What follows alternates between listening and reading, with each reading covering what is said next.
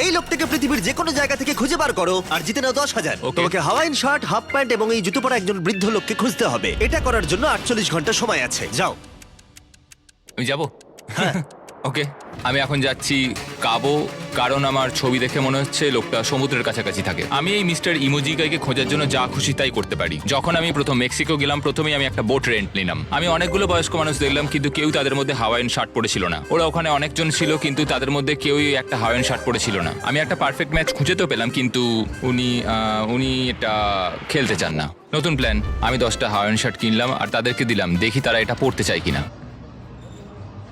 2 ঘন্টা কেটে গেছে, আমার মনে হচ্ছে এটা কখনোই কোনোভাবে সম্ভব নয়। আমি নিজেকে পরাজিত ঘোষণা করেই দিয়েছিলাম, কিন্তু সেই সময় অদ্ভুত একটা ঘটনা ঘটলো। আপনারা বিশ্বাস করবেন না, আমার সামনে কে বসেছিল। আপনাকে দারুণ লাগছে।